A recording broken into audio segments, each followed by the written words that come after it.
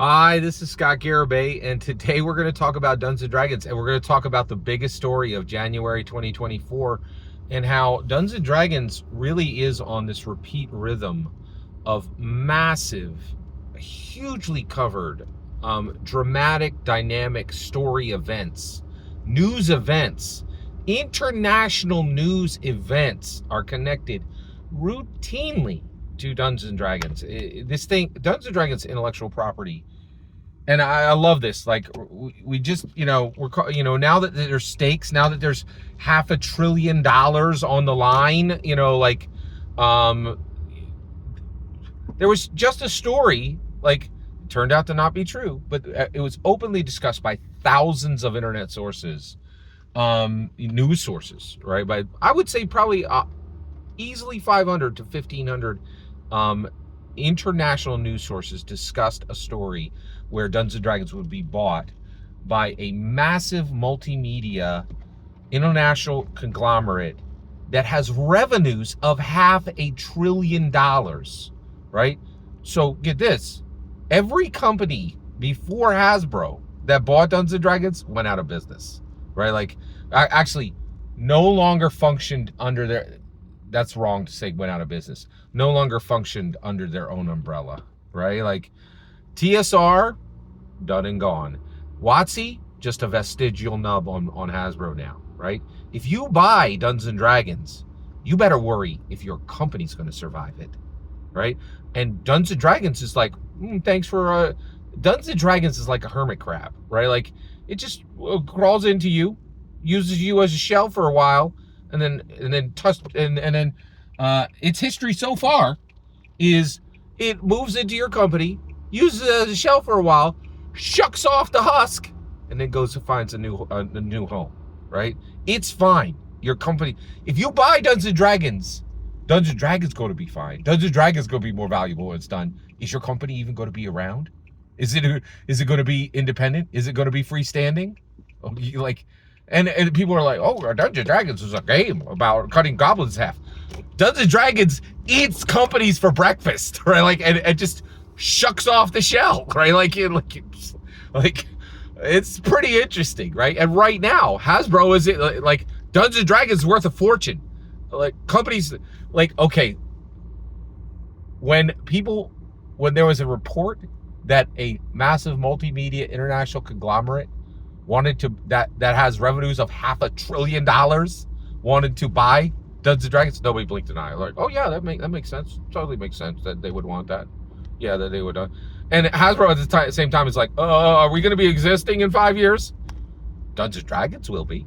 a lot of people in line to buy that. Anybody in line to buy your toy company? Like, and I love Hasbro, and I think they've been the greatest, but the reality is, we just got to look at the facts, right? Like, Dungeons & Dragons is a hermit crab, right? It shoves its butt into your company, shambles around, like, not more than shambles, like, goes wherever it wants, and then when it's done with your company, it just, boop, I'll get rid of that husk, get a new one. Like it's Dungeons & Dragons is more powerful, more valuable, more resilient than your company. And if you're any company in the world, and you think you're just gonna roll up and buy Dungeons & Dragons, Dungeons & Dragons might end up owning you. yeah. And this is the thing, right? We're talking about this in January 2024. Who would have thought there would be a bigger story than the OG? The OGL was the biggest story in all of tabletop, right? In January 2023. That is a footnote compared to what we're dealing with now, right? Dungeons & Dragons is being openly discussed in conversation with companies that make $500 billion in revenue, right? So I haven't even gotten to the point of this video. Thanks for your patience. Let me get to it now, right? So what is the point of this video? Where do we land? All right, here we go. Okay. Why is this happening, right? Well, I think it's an incredibly complicated, we're learning about Dungeons & Dragons. First of all, I'm right. I'm going to collect my I'm right check. Dungeons & Dragons is the most important brand in the world, period, bar none. Okay? People don't understand that, right? And I understand it's a sleeper, right? It's the Pinto in the shed with a tarp on it with a 305. And that thing is ready to run, right? and nobody knows it's there, right? One dude is going to pull the tarp off, and this thing is going to zip past every other brand in the world. Dungeons & Dragons is the most valuable brand in the world. Based on what's been happening, I believe the real value of Dungeons & Dragons is actually $60 billion. $60 billion, right? And only a company that had $500 billion in revenue could probably buy it.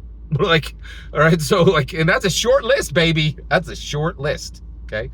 But if we really want to understand Dungeons & Dragons, what we really have to do is we have to look at Apple and look at what's happening on Apple with movies. So I saw a movie this weekend, no spoilers for it, called Argyle, okay?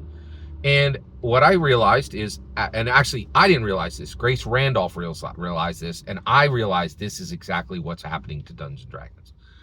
Apple has mastered a formula, okay? Here's the formula for Apple. Spend $200 million on a movie and get $20 to $60 million back. Ooh, what a wonderful formula, right? I can make 1/3 of the money by spending. If I spend $3, I can get $1 back. What a brilliant idea! Actually, it is brilliant. Listen to this, right? So why is Apple doing this? Why did they make Killers of the Flower Moon spend $200 million to make garbage money? Why did they spend $200 million to make Napoleon to make garbage money? Why did they? Oh my gosh, Argyle made $18 million on its opening weekend. That was its opening box office, right? Opening week's box office. It cost $200 million. It had Dua Lipa and Henry Cavill, two of the biggest stars in the world, made garbage money, right? Why? Grace explained it, right? $600 million is nothing to Apple. These movies don't serve any actual financial function. They don't need to make money. They are a massive advertisement for Apple. And they're like, hey, check it out. Robert De Niro and Leonardo da Vinci and Martin Scorsese. When you think Apple, think them, right?